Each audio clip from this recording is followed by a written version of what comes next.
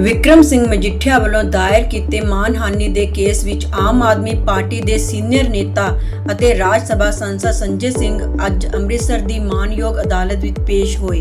ਹੁਣ ਇਸੇ ਕੇਸ ਦੀ ਅਗਲੀ ਸੁਣਵਾਈ 18 ਜੁਲਾਈ 2024 ਨੂੰ ਹੋਵੇਗੀ। ਇਸੇ ਦੌਰਾਨ ਪੱਤਰਕਾਰਾਂ ਨਾਲ ਗੱਲਬਾਤ ਕਰਦਿਆਂ ਆਪ ਨੇਤਾ ਸੰਜੇ ਸਿੰਘ ਨੇ ਕਿਹਾ ਕਿ ਅੱਜ ਉਹ ਮਾਨਯੋਗ ਅਦਾਲਤ ਵਿੱਚ ਤਰੀਕ ਭੁਗਤਣ ਪਹੁੰਚੇ ਹਨ। जी सर, सबसे पहले तो इस केस के बारे में अभी क्या स्टेटस है, आज आप पेश हुए? देखिए, लगभग ये केस अपने सुनवाई के अंतिम चरण में चल रहा है और मुझे पूरी उम्मीद है कि न्यायालय से मुझे न्याय मिलेगा।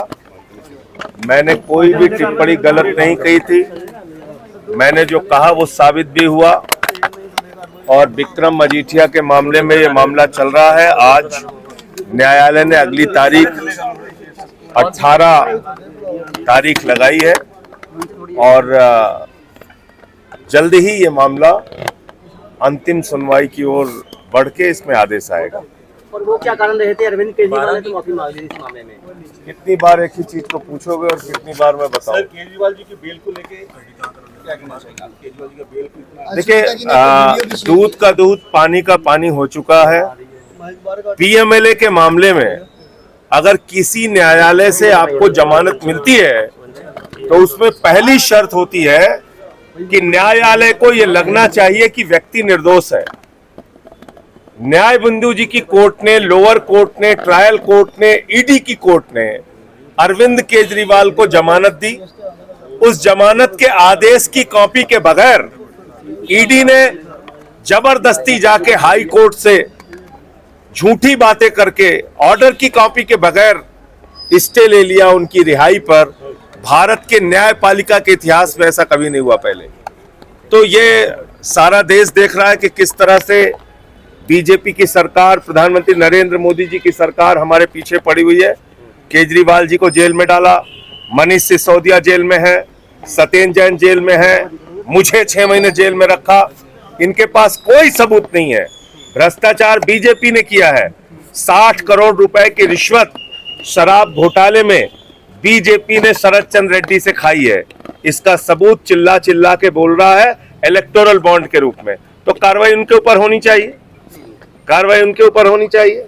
और इसलिए मुझे लगता है कि जल्द ही सुप्रीम कोर्ट से अरविंद केजरीवाल के मामले में उनको भी न्याय मिलेगा, जमानत मिलेगी, वो लोग भी बाहर आएंगे। ये पॉलिटिकल वेंडेटा है। राजनीतिक प्रतिशोध के कारण, राजनीतिक दुर्भावना के कारण हमारी पार्टी के नेताओं को परेशान किया जा रहा है और उनको जेल में डाला गया है। अग्निवीर के मामले में कहा कि कंपल्सरी और इंश्योरेंस अलग-अलग मामले गाड़ू आदि का। देखिए, ऐसा है, पंजाब की सरकार ने जो भी पंजाब का बेटा, वो चाहे पंजाब पुलिस में हो या सेना में जवान हो, अगर वो शहीद होता है तो उसके परिवार को 1 करोड़ रुपए की सम्मान राशि दी जाएगी। जो मामला इस समय पूरे देश में चर्चित है, अगर आप देखेंगे तो उसमें भारतीय जनता पार्टी का झूठ, संसद के अंदर बोला गया झूठ पूरे देश के सामने उजागर हो गया। शहीद अजय कुमार के परिवार को भगवंत मान जी की सरकार ने 1 करोड़ रुपए की सम्मान राशि उनके परिवार से मिलकर दी। उनकी बहन को नौकरी देने का आश्वासन दिया जैसे उनकी बीए की डिग्री कंप्लीट हो जाएगी। लेकिन केंद्र सरकार इंश्योरेंस के पैसे को ये कह रही है कि हमने उनको 1 करोड़ की आर्थिक सहायता दी। वो पूरी तरीके से गलत जानकारी है और अब वो भी उनके परिवार के बयान के बाद मोदी सरकार का झूठ सामने आ चुका है। ये शहीदों का सम्मान नहीं करते, ये सेना का सम्मान नहीं करते, ये भारत माता की रक्षा के साथ सौदा कर रहे हैं, देश की सेना को कमजोर कर रहे हैं। ठेके पे सेना नहीं रखी जा सकती और अग्निवीर योजना ठेके पर सेना रखने की योजना है। 4 साल के ठेके पे आप सेना को रख रहे हैं। अगर ये इतनी अच्छी योजना है तो मैं कहना चाहता हूं बीजेपी के मंत्रियों को, बीजेपी के सांसदों को, बीजेपी के विधायकों को, अपने बेटों को भी अग्निवीर बनाओ ना, तब पता चलेगा आपको। तो इसलिए भारत की सेना के साथ ये समझौता है, सुरक्षा है के साथ समझौता है देश की सेना को कमजोर करने की कोशिश है और ठेके पर सेना नहीं रखी जा सकती।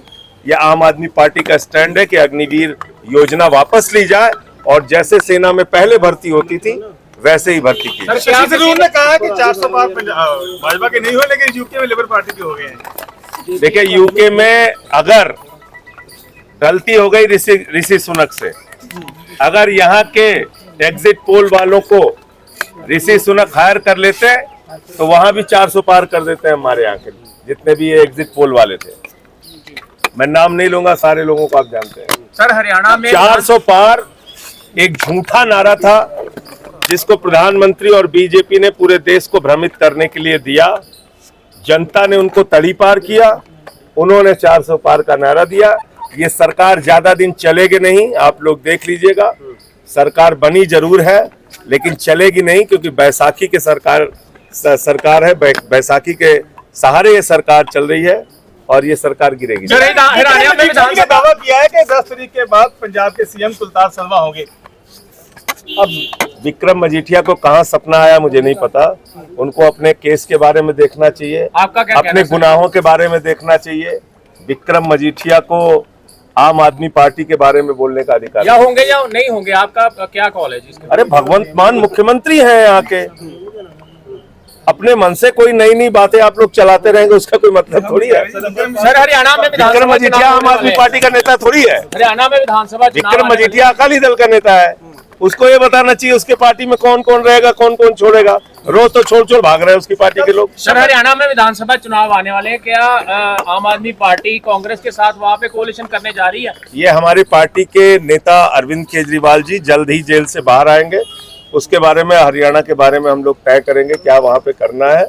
अभी पंजाब के जो बाई इलेक्शन है जो जालंधर वेस्ट का, उस पर हम लोगों ने पूरा फोकस किया हुआ है। खुद भगवंत मान जी, वहाँ के मुख्यमंत्री और तमाम हमारे मंत्री वो सब चुनाव प्रचार में है। मैं भी दिल्ली से कल आया हूँ और वहाँ के चुनाव प्रचार में हूँ। जालंधर की सीट हम लोग जीतेंगे और भी जो बाई इलेक्शन आने वाले दिनों में होंगे उसको हम लोग जीतेंगे। अमरपाल के प्रधान ने पत्ती जताई है जिससे उनको शपथ दिलाएगी, कल जिससे शपथ दिलाएगी। संसदीय प्रक्रिया है, थोड़ा पीछे शपथ दिलाना एक संसदीय प्रक्रिया है और वो अधिकार संसद का होता है। ਦੇਖੋ ਪਲੀਜ਼ ਸੰਜੇ ਸਿੰਘ ਨੂੰ ਕਿਸ ਕੇਸ ਤੇ ਪਹੁੰਚਿਆ, ਕੀ ਮਾਮਲਾ ਸੀ, ਉਹਦੇ ਬਾਰੇ ਕੀ ਡੇਟ? ਸਰ ਡੈਫੇਮੇਸ਼ਨ ਦੀ ਕੰਪਲੇਂਟ ਫਾਈਲ ਕੀਤੀ ਸੀ ਵਿਕਰਮ ਸਿੰਘ ਮਜੀਠੀਆ ਨੇ ਉਹਨਾਂ ਦੇ ਖਿਲਾਫ। ਉਹਦੇ ਵਿੱਚ ਵਿਕਰਮ ਸਿੰਘ ਦੀ ਕ੍ਰਾਸ ਐਗਜ਼ਾਮੀਨੇਸ਼ਨ ਪੈਂਡਿੰਗ ਸੀਗਾ। ਅੱਜ ਐਵੀਡੈਂਸ ਤੇ ਕੇਸ ਚੱਲ ਰਿਹਾ ਸੀਗਾ। ਉਹ ਵਿਕਰਮ ਆਏ ਨਹੀਂ, ਪ੍ਰੈਜ਼ੈਂਟ ਨਹੀਂ ਹੋਏ ਕੋਰਟ 'ਚ, ਤੇ ਸੰਜੇ ਸਿੰਘ ਹੁਣੇ ਹਾਜ਼ਰੀ ਆਪਣੀ ਪ੍ਰੈਜ਼ੈਂਸ ਲਵਾਈ ਹੈ ਜੀ ਇਹਨਾਂ ਨੇ। ਸਰ ਨੈਕਸਟ ਡੇਟ ਕਿਹੜੀ? ਨੈਕਸਟ ਡੇਟ 18 ਪਈ ਹੈ ਇਸੇ ਮਹੀਨੇ ਦੀ ਸਰ, ਐਵੀਡੈਂਸ ਵਾਸਤੇ ਸਰ। ਸੀਜੀਐਮ ਸਾਹਿਬ ਦੀ ਕੋਰਟ ਹੈ ਸਰ। ਸਰ ਇਹ ਜਿਹੜਾ ਮਾਮਲਾ ਕਾਫੀ ਲੰਬਾ ਚੱਲਦਾ ਆ ਰਿਹਾ ਹੈ, ਇਹਦੇ ਵਿੱਚ ਕੀ ਅਪਡੇਟ ਕੀ ਹੈ? ਸਰ ਇਹ ਦੇਖੋ ਹੁਣ ਤੇ ਕੰਪਲੇਂਟ ਦਾ ਕੋਈ ਤੁਕ ਨਹੀਂ ਰਹਿ ਜਾਂਦਾ ਸਰ। ਕਿ ਜੋ ਅਗਰ ਮਜੀਠੀਆ ਸਾਹਿਬ ਜੋ ਕਹਿ ਰਹੇ ਨੇ ਕਿ ਮੈਨੂੰ ਸਰਗਨਾ ਕਿਹਾ ਗਿਆ ਸੀ ਡਰੱਗਸ ਦਾ, ਤੇ ਉਹ ਡਰੱਗਸ ਦੇ ਕੇਸ 'ਚ ਅੰਦਰ ਵੀ ਲਗਾਇਆ ਸਰ 6 ਮਹੀਨੇ। ਹੁਣ ਤੇ ਕੋਈ ਮੀਨਿੰਗ ਨਹੀਂ ਰਹਿ ਜਾਂਦਾ ਕੰਪਲੇਂਟ ਦਾ। ਅਗਰ ਸਪੋਜ਼ ਕਿਸੇ ਨੇ ਕਿਹਾ ਵੀ ਹੋਏਗਾ ਤੇ ਉਹ ਡਰੱਗਸ ਦੇ ਕੇਸ 'ਚ ਇਨਵੋਲਵ ਵੀ ਹੋਏ, ਉਸੇ ਭੋਲੇ ਦੀ ਸਟੇਟਮੈਂਟ ਤੇ ਹੋਈ ਹੈ। ਉਹ ਭੋਲੇ ਨੇ ਸਟੇਟਮੈਂਟ ਪਹਿਲੇ ਦਿੱਤੀ ਸੀਗੀ, ਕਨਫੈਸ਼ਨ ਸਟੇਟਮੈਂਟ ਹੈ ਉਹਦੀ ਈਡੀ ਦੇ ਅੱਗੇ। ਔਰ ਇਸ ਤੋਂ ਇਲਾਵਾ 2 ਹੋਰ ਮੁਜਰਿਮ ਹੈ ਮੇਨ ਜਿਨ੍ਹਾਂ ਨੇ ਇਹਨਾਂ ਦੇ ਖਿਲਾਫ ਕਨਫੈਸ਼ਨ ਸਟੇਟਮੈਂਟ ਦਿੱਤੀ ਹੈ ਈਡੀ ਦੇ ਅੱਗੇ। ਤੇ ਜਿਹੜੀ ਗੱਲ ਸੰਜੇ ਸਿੰਘ ਨੇ ਅਗਰ ਇਨ ਕੇਸ ਕਹੀ ਵੀ ਹੋਏਗੀ ਤੇ ਉਹਨਾਂ ਨੇ ਗੁੱਡ ਫੇਥ और पब्लिक इंटरेस्ट से की है सर। साढ़े हजारा लखा बच्चे मर रहे ड्रग्स, आज भी मर रहे हैं सर। मैं नहीं कह रहा कि सरकार आ गई कि हमने भी रोजाना 1-2 बच्चे साढ़े ड्रग्स मर रहे हैं। इन्हें रोकना सर।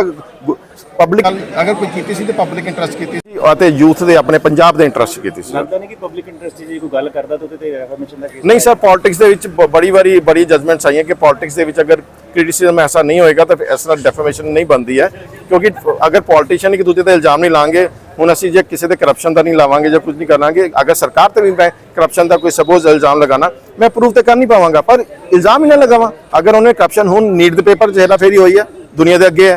इस तो पहले जो बॉन्ड्स इकट्ठे किए सरकार ने तुहाडे सामने ਲੱਖਾਂ की किन्ने करोड़ों की काला माला किया, सारी दुनिया को पता है। मगर डरा क्यों रहे हैं, एक सिस्टम को बंद क्यों कर रहे हैं? कोर्ट जाके डेफेमेशन की केस फाइल करना सिर्फ ते डराना ते धमकाना है। 8 साल हो गए, अगर उन्होंने मैरिट ते केस लड़ना होता 2 साल कंप्लेंट केस खत्म कर देंगे।